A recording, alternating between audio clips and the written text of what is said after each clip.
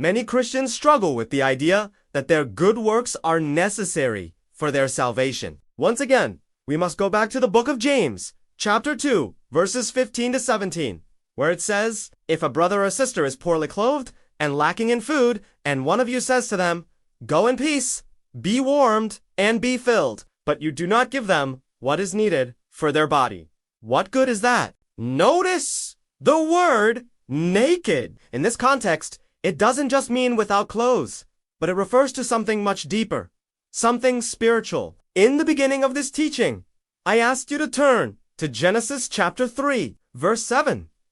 Here we read about Adam and Eve. After they sinned, they suddenly became aware of their nakedness. Before their sin, they didn't have this awareness. Sin brought shame, and that shame made them want to hide. This is why we see them trying to sew fig leaves together to make themselves coverings. But the fig leaves couldn't cover up their sin. They needed something more, something better. Now let's go to Isaiah chapter 47, verse 3. Here we read about nakedness as a symbol of shame and judgment. Both Adam and Eve in Israel in Isaiah's time were naked, not just physically, but spiritually.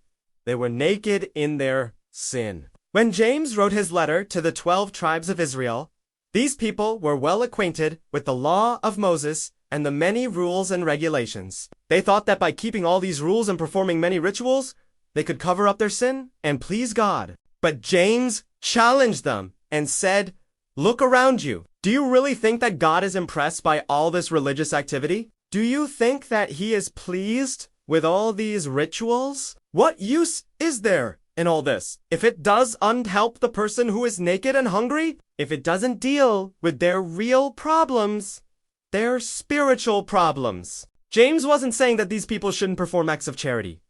Of course not. He was saying that these external activities were no substitute for dealing with the inward condition of the heart. In John chapter 6, verses 35 and 54, Jesus makes it very clear that he is the bread of life. Whoever comes to him will never hunger or thirst. In other words, those who believe in him will be spiritually fed and satisfied. Jesus is the only one who can satisfy our deepest longings and cover our sin. So, you may ask, what does this passage teach us about faith and works? Let's summarize this.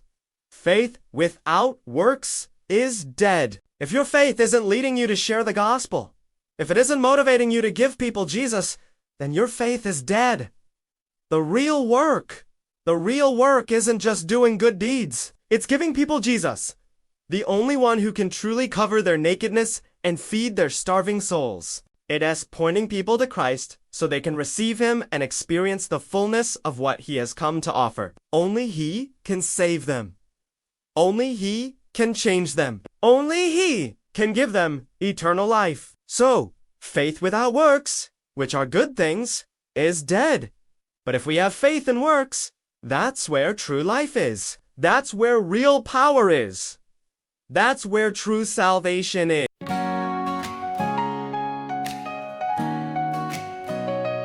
Pariralang ang pananampalataya na walang gawa ay patay sa Santiago, Kabanata, Dalawa, Talata, Labinlima hanggang Labimpito ay madalas na hindi naiintindihan. Nagsisimula kang makakita ng mas malalim, espirituwal na kahulugan na higit pa sa paggawa lamang ng mabubuting gawa.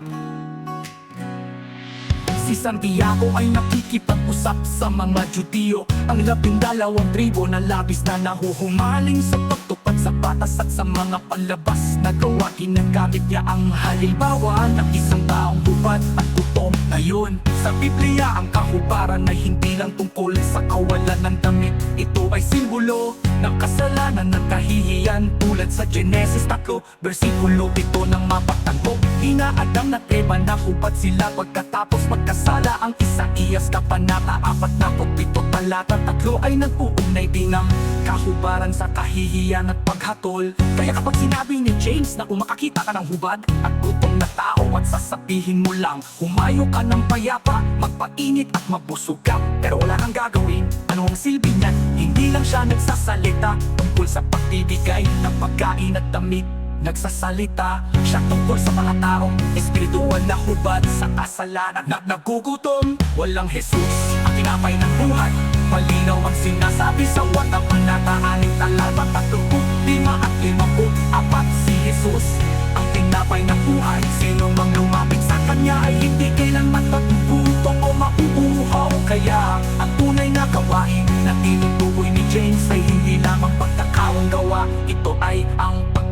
pagbibigay sa mga tao kay Jesus ang tanging makakapagtakip sa kanilang kahubaran na kasalanan. Ang makapagpapakain sa kanilang nagugutom na kaluluwa. Kung sinasabi mo may pananampalataya ka, pero hindi mo naman itinuturo ang mga tao kay Jesus, patay ang iyong pananampalataya, dahil hindi ito nagtutungan ng tunay na gawa ng kaligtasan na nagmumula lamang kay Kristo. Kaya ang kahulugan ng pananampalataya na walang gawa ay patay, ay kung ang iyong pananampalataya ay hindi nagtutulak sa iyo na ipahagi ang ebanghelyo at ang tapos ng gawain ni Jesus. Ito ay walang laman. Ang tunay na gawain ay ang maniwala, ang magbahagi kay Kristo, hindi lamang ang gumawa ng mabubuting gawa. Iyan lang ang tanging bagay na nagbibigay buhay, nagtatakip sa kahihiyan at nagpapakain sa kaluluwa. At sinabi ni Jesus sa kanila, ako ang tinapay ng buhay. Ang lumalapit sa akin ay hindi magugutom kailanman. At ang sumasampalataya sa akin ay hindi mauuhaw kailanman. Juan 6, Talata 35 KJV. Ang sino mang kumakain ng aking laman at umiinom ng aking dugo ay may buhay na walang hanggan, at aking bubuhayin siya sa huling araw. JV.